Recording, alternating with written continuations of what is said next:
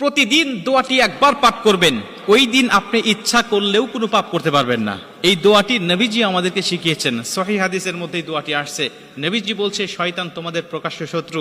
শয়তান তোমাদেরকে যে কোনো ভাবে ধোঁকা দিয়ে বোকা বানিয়ে সে তোমাদেরকে জাহান্নামে নিয়ে যাবে। এটা আল্লাহর সাথে শয়তান চ্যালেঞ্জ করে দুনিয়াতে আসছে। অতএব তোমরা শয়তান থেকে সবসময় আল্লাহ পাকের কাছে পানাহ চাইবে। বান্দা পানাহ চাইতে দেরি হবে, আল্লাহ পাক শয়তান থেকে ওই বান্দাকে পৃথক করতে দেরি করবে না। কারণ আল্লাহ পাকও চান এই বান্দাগুলো জান্নাতে যাক, শয়তান যেন আমার বান্দাকে ধোঁকা দিয়ে বোকা বানাইতে না পারে।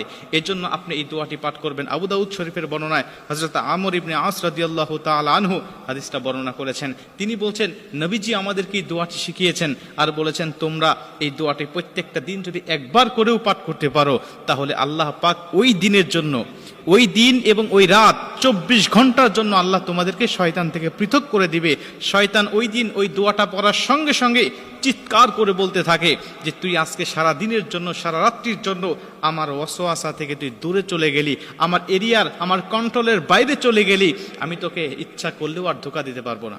এজন্য প্রত্যেকটা মুমিনের উচিত হবে এই দোয়াটি শিখে নেওয়া এবং প্রত্যেকটা দিন একবার হলেও পাঠ করা। আল্লাহ রাসূল সাল্লাল্লাহু আলাইহি ওয়াসাল্লাম দোয়াটি বলছেন, আউযু বিল্লাহিল আযীম ওয়া বিওয়াজহিল কারীম ওয়া সুলতানিহিল কাদিম মিনাশ শাইতানির রাজিম। আমি দোয়াটি আবারও বলছি, দোয়াটি সবাই লিখে নেবেন যাতে আপনার ভুল না হয়ে যায়। সহিহ সুন্দর করে আস্তে আস্তে আপনার প্রত্যেকটা দিন একবার হলেও পাঠ করবেন। আউযু বিল্লাহিল আযীম ওয়া বিওয়াজহিল কারীম ওয়া সুলতানিহিল কাদিম মিনাশ শাইতানির রাজিম। নবীজি বলছে, তুমি এইভাবে আল্লাহ পাকের কাছে এই দোয়াটি পাঠ করে শয়তানের কাছ থেকে তুমি পানাহ চাও, আল্লাহ তোমাকে শয়তান থেকে অবশ্যই পানাহ করে দিবেন এবং শয়তানের ধোঁকা থেকে তুমি মুক্ত হয়ে যাবে।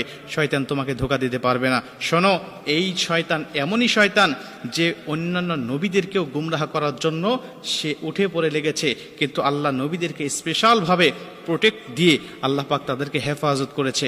আপনারা অবশ্যই জানেন, আমাদের আদি পিতা হযরত আদম আলাইহিস সালাতু ওয়াস সালামকে শয়তান ধোঁকা দিয়েছিল। আল্লাহ বলেছিলেন, তুমি যাবে না গন্ধমের কাছে। শয়তান এমনই ভাবে, এমনই কৌশলে, এমনই হিকমতের সাথে তার কাছে এসে ধোঁকা দিতে লাগলেন আর বললেন, আল্লাহ কেন তোমাকে নিষেধ করেছে তুমি কি জানো? ওই গন্ধমের নিকটে, ওই গাছের নিকটে কেন তোমাকে যাইতে নিষেধ করেছে তুমি কি জানো? তুমি যদি সেখানে যাও আজীবন জান্নাতের মধ্যে থাকতে পারবে, আর যদি না যাও তাহলে তোমাকে দুনিয়াতে পাঠিয়ে দেওয়া হবে। মানে পুরা উল্টা বুঝিয়ে আমাদের আদম আলাইহিস সালাতু ওয়াস সালামকে গন্ধম খাওয়াতে বাধ্য করেছিল। এজন্য আপনাকেও শয়তান আসবে নেক্সট সুরতে ধোঁকা দেওয়ার জন্য, আপনার কাছে আসবে আপনাকে ধোঁকা দিয়ে বোকা বানানোর জন্য, বিভিন্নভাবে আপনাকে ইবাদত থেকে মাহরুম করার জন্য, যেন আপনি জান্নাতে না যেতে পারেন। জাহান্নামে যাওয়ার জন্য আপনার কোন পন্থা, কোন কৌশলে আপনাকে জাহান্নামে নিতে হবে, এই বিষয়গুলো শয়তান আপনাকে ধোঁকা দিয়ে বোকা বানিয়ে আপনাকে নিয়ে যাওয়ার জন্য বিভিন্ন কৌশল করে আপনাকে বাধ্য করবে।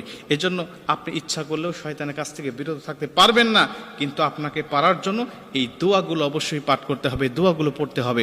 যদি পড়তে পারেন, আল্লাহ স্বয়ং নিজে শয়তান থেকে আপনাকে প্রোটেক্ট করবেন।